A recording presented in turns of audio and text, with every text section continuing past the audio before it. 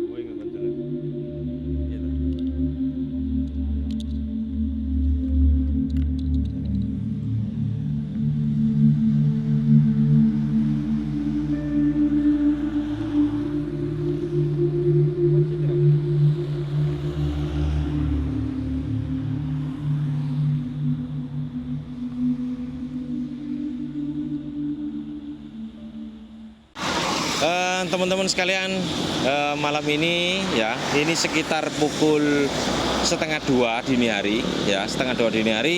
Malam ini saya di jalan bypass Kenanten, Kabupaten Mojokerto.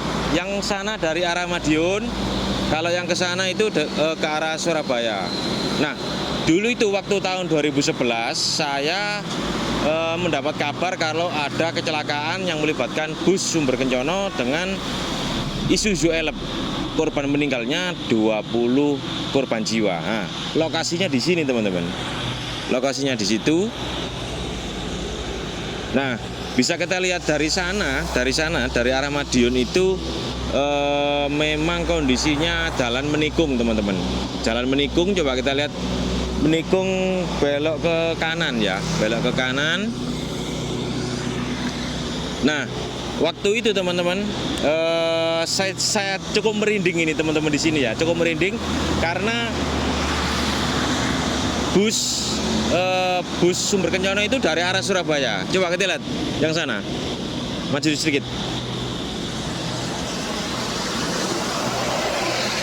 Nah, bus itu dari Surabaya itu ya, nikungnya ke kiri teman-teman, nikungnya ke kiri ya, ke kiri. Kalau Madiun itu nikungnya ke kanan. Jadi kayak letter S ini sebetulnya letter S ini ya. Nah, waktu itu teman-teman busnya itu dari sana, belok ke kiri sini ya, belok ke kiri.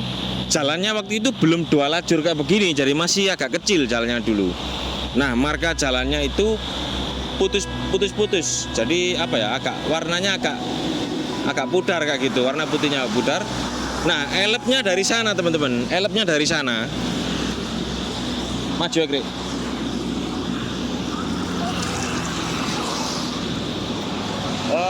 Elfnya dari sana. Posisi elfnya menurut polisi itu mungkin sopirnya agak ngantuk. Jadi elfnya tiba-tiba lajunya itu tiba-tiba ke kanan, jadi langsung dihantam bus dari Surabaya. Keduanya saling menghantam begitu. Jadi posisi mayatnya itu semuanya tergeletak di sini teman-teman.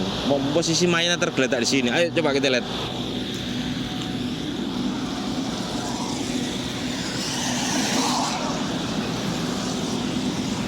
Nah, teman-teman, posisi mayatnya itu di sini teman-teman. Nah, posisi busnya itu Malang. Posisi busnya itu menghalang gini. Jadi saking kerasnya hantaman itu posisi busnya menghalang, elfnya itu guling ke kanan, seperti itu. Guling ke kanan, bagian depan elf hancur, bagian bus depan juga hancur. Jadi posisi mayatnya waktu itu teman-teman yang saya tahu ya, saya juga TKP waktu itu. Mayatnya di sini. Ayo lagi. Sentrono biasa gitu. Sentrono biasa aku tak ngomong.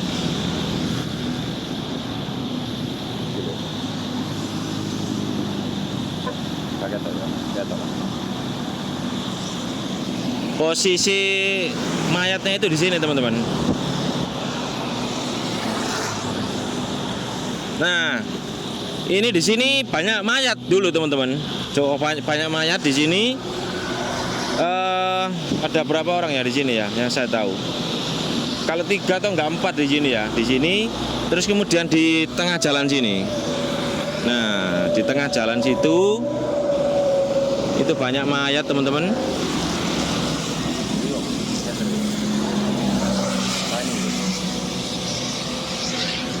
Di sini teman-teman. Posisinya di sini.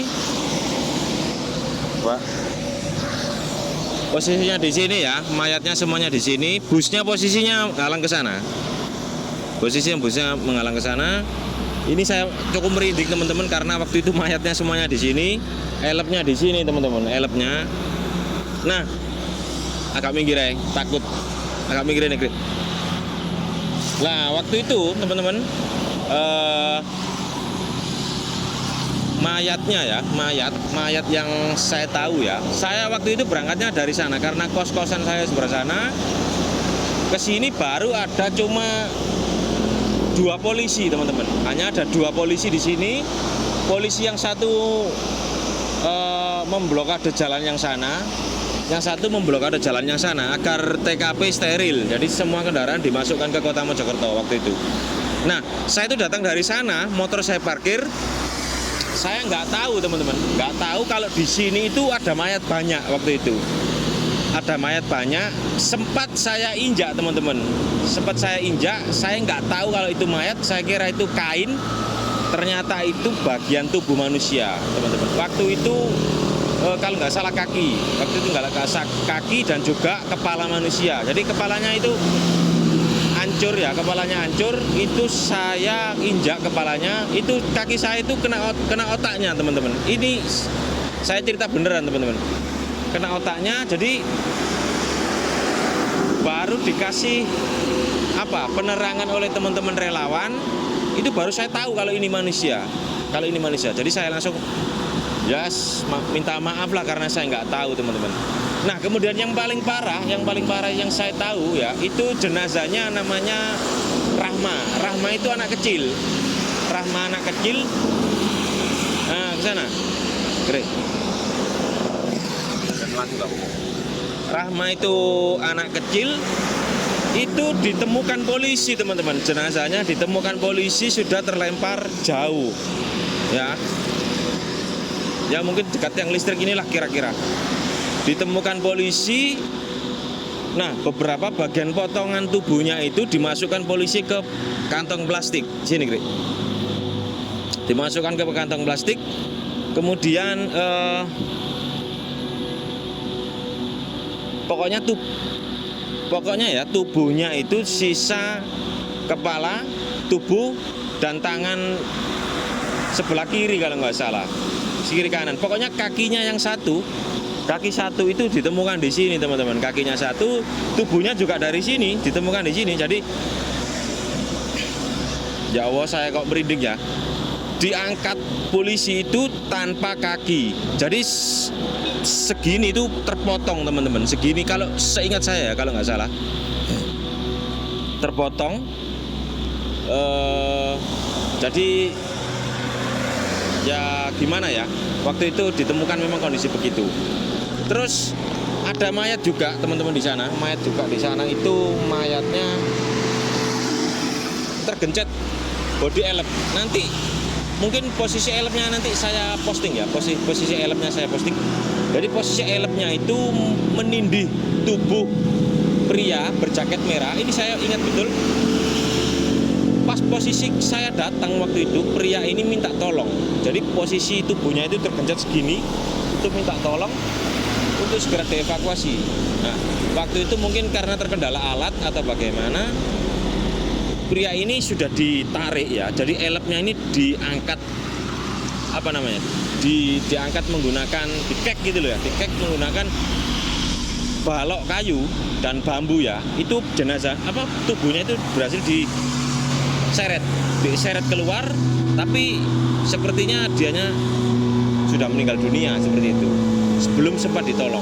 Nah, ya ini teman-teman dari sana dan rata-rata itu penumpang elep itu kalau nggak salah yang meninggal itu 19 ya, 19. Sopir sumber kencononya juga meninggal. Sopir sumber kencononya meninggal 1. Jadi total kalau nggak salah itu 20 total meninggal di sini. Nah, dari situ beberapa bulan kemudian nama Sumber Kencono berubah jadi Sumber Selamat dan Sugeng Rahayu. Itu yang saya tahu. Karena sering terjadi kecelakaan yang disebabkan atau yang melibatkan bus ini teman-teman. Jadi busnya diganti waktu itu namanya. Jadi mengerikan teman-teman, mengerikan. Coba kita lihat Rono.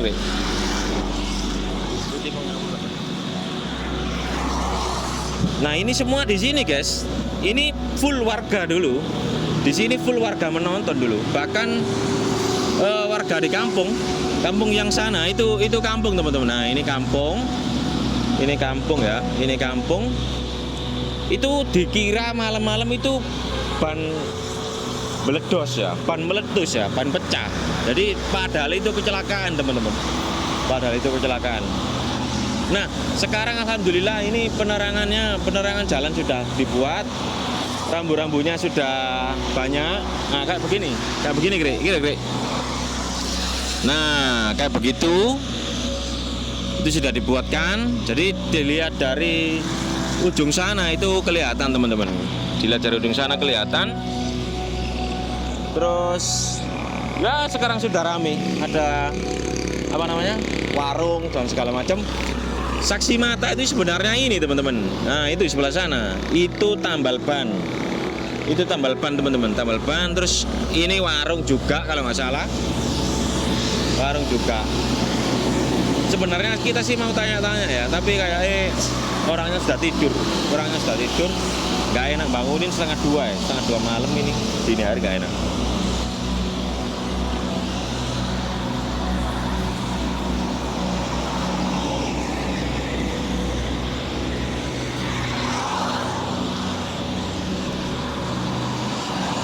Nah,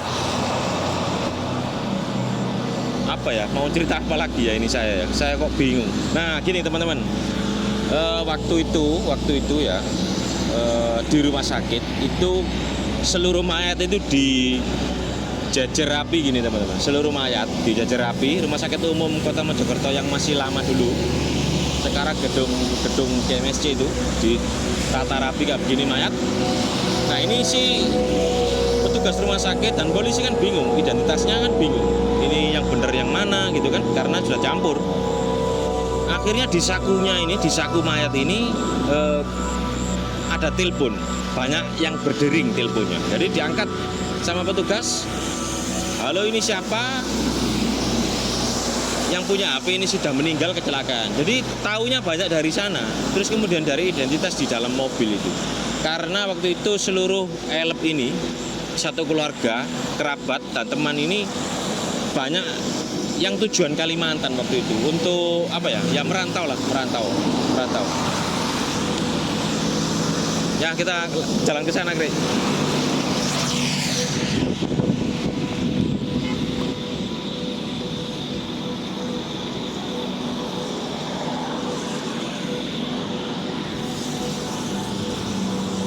Nah, ini dulu juga banyak di sini, teman-teman.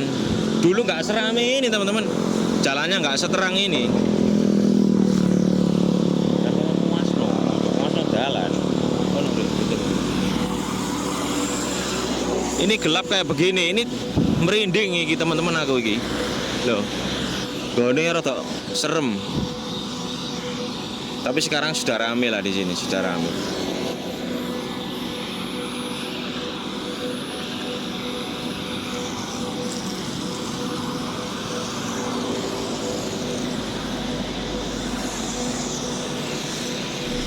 Ya mungkin apa ya, banyak, semoga arwah mereka itu tenang gitu ya. Karena korban kecelakaan itu orang mengatakan itu pasti gentayangan di lokasi kejadian teman-teman. Tapi saya berpendapat bahwa semoga mereka tenang seperti itu karena memang murni musibah teman-teman. Nah, fakta uniknya, sopir elep itu juga mantan sopir Sumber Kencono. Sopir elepnya itu orang mana ya? Orang Kediri apa orang Nganjuk gitu loh, saya lupa. Nah, kene iki teman-teman. Nyedek rek. Mayate wis akeh nang kene kok, dikumpulkan. Jadi waktu itu mayat yang sudah mati, setahu saya ya, kalau saya lupa mohon diingatkan, mayat yang sudah mati yang terlanjur di dalam ambulan itu dikeluarkan lagi. Jadi petugas itu fokus ke mayat yang masih hidup. Jadi mayat yang hidup itu dimasukkan ke ambulan. Karena apa? Karena yang sudah mati kan memang sudah meninggal. Jadi yang sementara yang masih hidup dulu yang dievakuasi. Nah, ayo dilihat iki loh. Kendaraan yang lewat sini tuh super super banter teman-teman di sini tuh, karena jalannya menikung. Nah ini coba kita lihat ada mobil tangki, ya mobil truk lah ini. Iki pasti banter iki, pasti iki.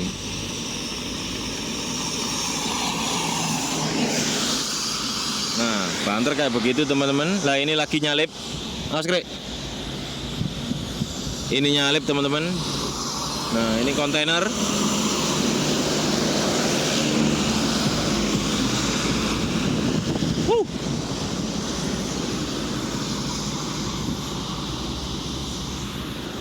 Nah, pelajaran yang bisa kita petik teman-teman malam ini adalah musibah itu memang kapan saja bisa terjadi pada kita ya. Ya semuanya pasti mengalami kematian juga. Tapi bagaimana meminimalisir terjadinya sebuah musibah yang tidak kita inginkan ya. Misalnya kayak kita berkendara itu kalau ngantuk ya istirahat. Kalau memang kondisi motornya atau mobilnya, kendaraannya kurang apa? Kurang fit kendaraannya ya diperbaiki seperti itu. Atau kalau bisa berangkat sore, berangkat siang ya berangkat siang. Kalau malam kan biasanya ngantuk gitu teman. Jadi wes itu dari saya. Jangan lupa subscribe channel ini teman-teman biar bisa berkembang dan kita akan mengungkap sebuah peristiwa yang terjadi dulu di Mojokerto dan sekitarnya.